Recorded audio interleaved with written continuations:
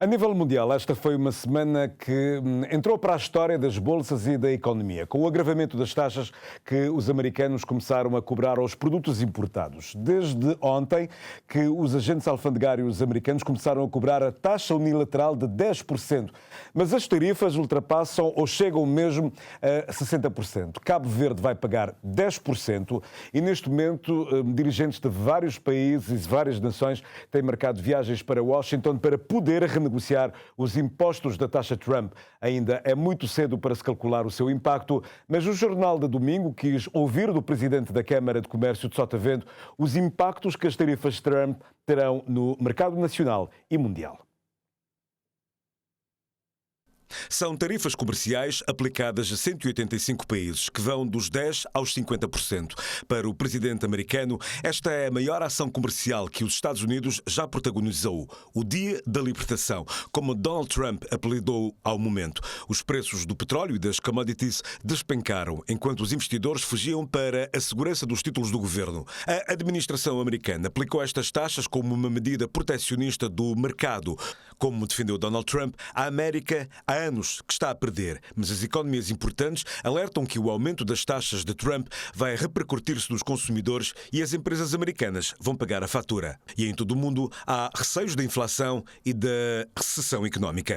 Para o presidente da Câmara de Comércio do Sotavento, um dos motivos que levou Donald Trump a implementar esta taxa é o limite da dívida externa, que foi atingida em janeiro, aproximadamente 36 trilhões de dólares, e o novo poder em Washington foi obrigado a tomar medidas extraordinárias para permitir que o governo pague as suas contas. Alerta que só os desatentos é que podem ficar espantados com esta decisão de Trump, porque ele, quando chegou ao poder, em 2016, aplicou taxas a vários países. Houve muitas reações mundiais, mas o certo é que os democratas, liderados por Joe Biden, não fizeram recuar um centavo estas taxas. E neste segundo mandato, Trump voltou à carga com as taxas aos países que exportam para os Estados Unidos, sobrecarregando-as, medidas que foram mediatizadas mais do que em 2016.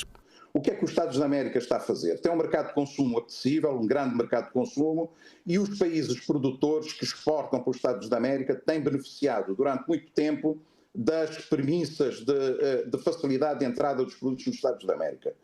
E hoje o que isto representa é praticamente uma situação dos Estados da América fazer a sua correção do ponto de vista do equilíbrio macroeconómico do país. Sobre Cabo Verde em concreto, não existe problemas a médio prazo, curto e médio prazo, por razões que nós não somos grandes exportadores. Este problema é essencialmente dos grandes países industriais e exportadores.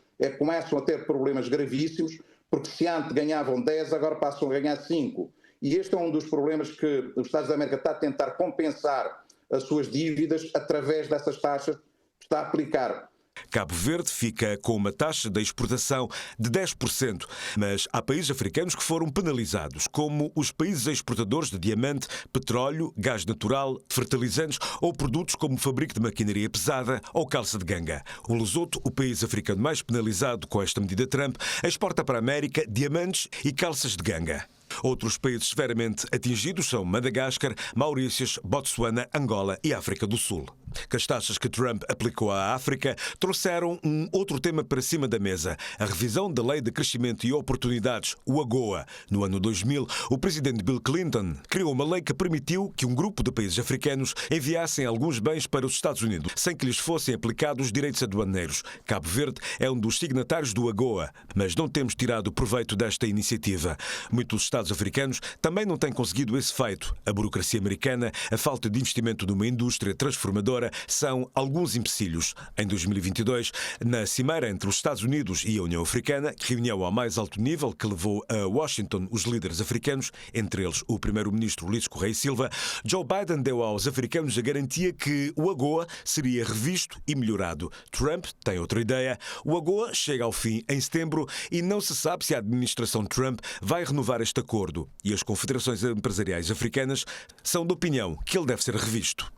Eu creio que os Estados da América estão neste momento a reorganizar todos os seus projetos de apoio ao desenvolvimento e que irá entregar aos países em vias de desenvolvimento um novo dossiê com novas perspectivas do ponto de vista do desenvolvimento. A AGOA, como sabe, não tinha, enfim, imposições grandes nos países destinatários, não criava, enfim, a tal dinâmica secundária para o desenvolvimento das suas indústrias, e os países ficaram amorfos em relação a essa oportunidade.